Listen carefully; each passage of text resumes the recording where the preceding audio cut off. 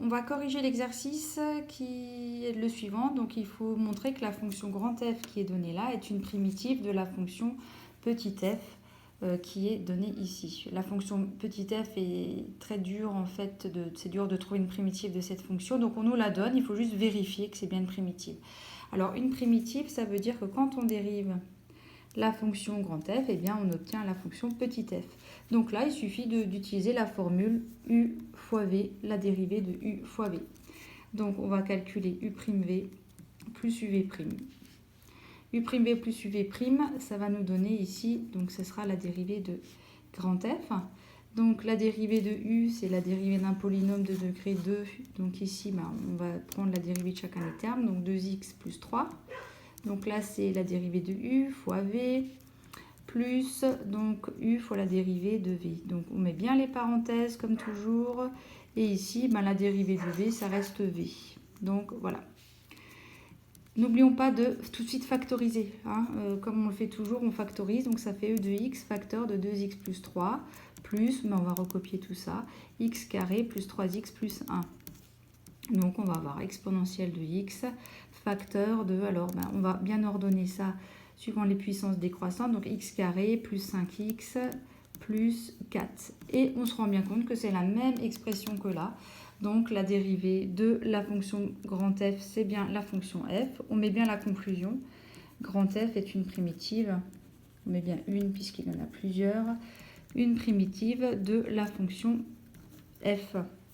Alors là, le but de cette question, c'était de pouvoir, donc à partir de ça, pouvoir trouver donc toutes les primitives de la fonction g de x qui est égale à x carré plus 5x plus 4 fois exponentielle de x moins 7x.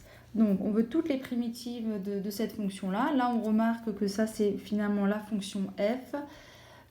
Donc moins une fonction affine. Donc là, la fonction affine, on arrive facilement à trouver une primitive. Donc les primitives de la fonction g sont, alors ici, primitive de la fonction f, on vient de trouver que c'est la fonction f ici. Donc on a juste à remplacer grand f, c'est-à-dire ici on va avoir x carré plus 3x plus 1 le tout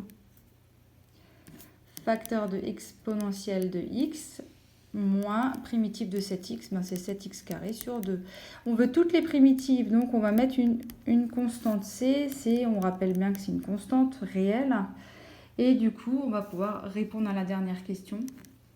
Trouver donc la primitive de la fonction petit g qui vérifie g de moins 1, grand g de moins 1 égale 2. Donc, de toute cette famille de primitives, on va en sortir une seule, comme on avait déjà dit, une seule qui va être égale à 2 quand x égale moins 1. Donc il suffit de remplacer x par moins 1 là-dedans et à égaliser ça avec 2. Donc on va avoir moins 1 carré plus 3 fois moins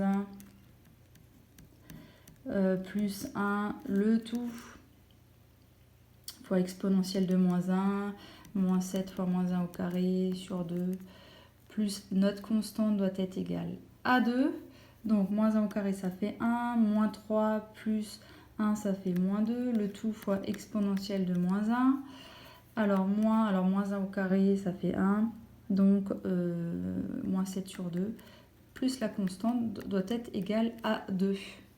Donc 1 moins 2 fois exponentielle de moins 1, je vais prendre une autre feuille, on en est là.